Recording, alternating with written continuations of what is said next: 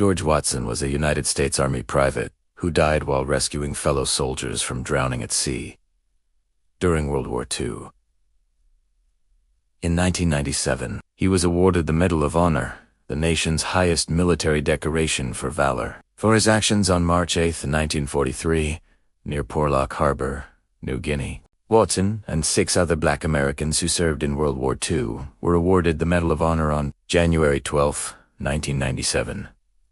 The Medal of Honor was posthumously presented to Watson by President Bill Clinton on January 13, 1997, at a White House ceremony for the 7 recipients, the first and only black Americans to be awarded the Medal of Honor for World War II. George Watson was born March 14, 1914, in Laurel, Mississippi.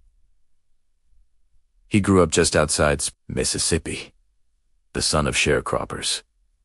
He enjoyed fishing, swimming, and playing with his brothers.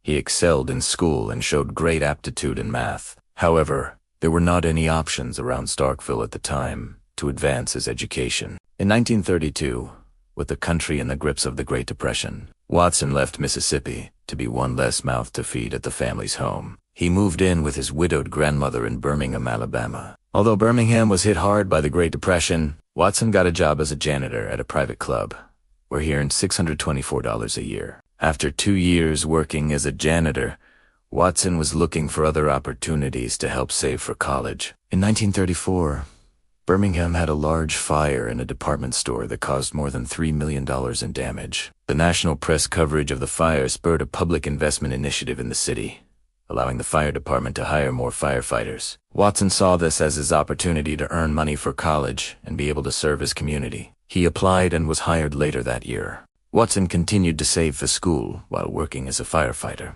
In September 1939, Watson's dream of going to college finally came true when he had enough for 2 years of engineering school at Colorado A&M, now known as Colorado State, in Fort Collins, Colorado. In 1942, Watson was doing well in college, but he didn't know what the future held as the United States was at war after the surprise Japanese attack on Pearl Harbor. Watson was drafted into the U.S. Army on September 1, 1942.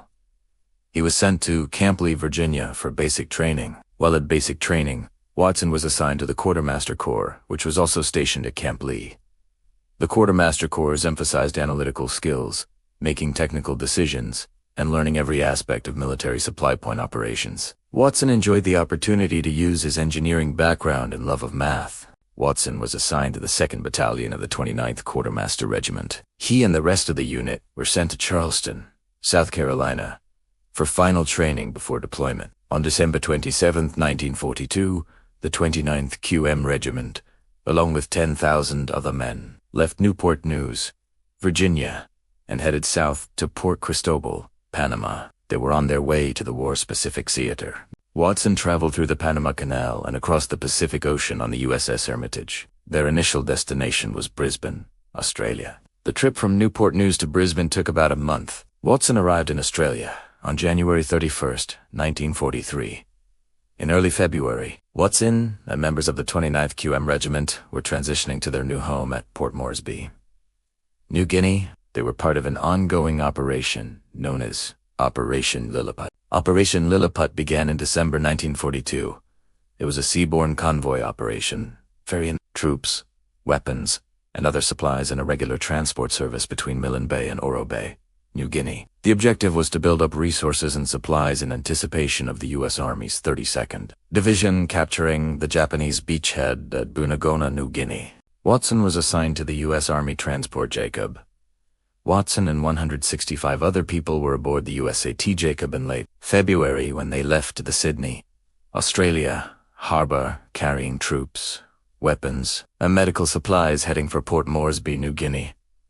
The convoy was dangerous. Japanese aircraft were targeting shipping lanes in the area. At 1 p.m. on March 8, 1943, Watson was on deck taking in the fresh air when shipboard alarms started to sound. 30 nautical miles from Porlock Bay, New Guinea, 2 squadrons of Japanese bombers and fighter planes appeared. Although the convoy's escort ships were able to hold off the first wave of bombers, the second wave were able to get through to the Jacob.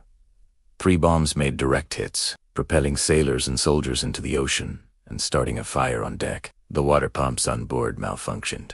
making it impossible to extinguish the fire. The captain gave the order to abandon ship. Within minutes, the Jacob was listing heavily to the starboard side, rapidly sinking. George Watson and his friend Sergeant James E. Guilford, Jr., jumped in the ocean to escape. Watson, a strong swimmer, refused a life jacket before jumping. Guilford did not know how to swim, and even with a life jacket, the 40-foot jump from the ship's deck pushed him deep underwater. Watson dove down to grab his friend and assist him to a nearby raft. As Watson made sure Guilford was safe, he saw other soldiers in the water struggling to survive. Watson swam to them one by one and assisted them to rafts and other floating debris surrounding the sinking ship. Watson saved many men, but he was pushing exhaustion. Many of the men Watson saved were brought aboard HMAS Bendigo. Guilford encouraged Watson to come aboard, but Watson refused. He had seen another soldier struggling in the wreckage of the Jacob. As Watson swam to the floundering man, the Jacob sank below the waterline, causing a powerful vortex of suction that dragged Watson and the soldier into the ocean's depth. Watson never He and the other soldier died on March 8, 1943, and their bodies were never recovered. On June 13, 1943, Watson was posthumously awarded the Distinguished Service Cross. He was the first African American to receive the award in World War II. Major General Harry F. Hazlitt said, "George died in the shining splendor of high courage and utter selfishness, true to the best traditions of the American soldier, an inspiration to every real American," when he presented Watson's medal to his grandmother in Birmingham, Alabama. Watson was posthumously awarded the Medal of Honor on January 13, 1997, when President Bill Clinton upgraded his Distinguished Service Cross.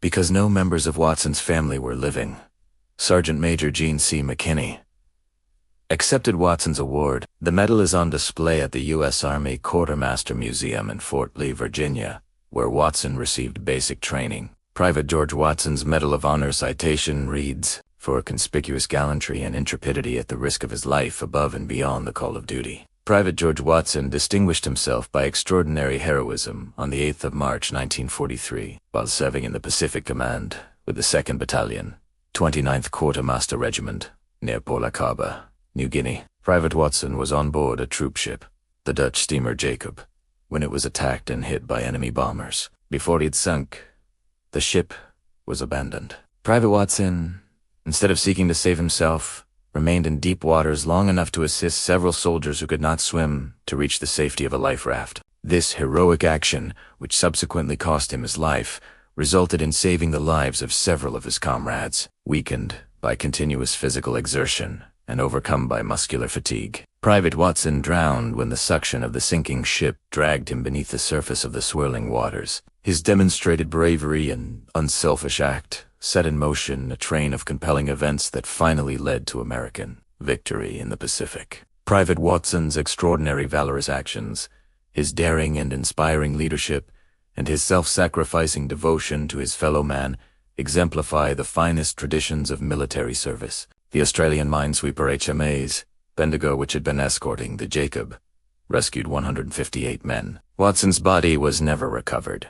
On June 13, 1943, he was awarded posthumously the Army's second highest medal for valor, the Distinguished Service Cross for extraordinary heroism. He was the first Black American serviceman in World War II to receive this decoration. His name is memorialized on the wall of the missing at Manila American Cemetery.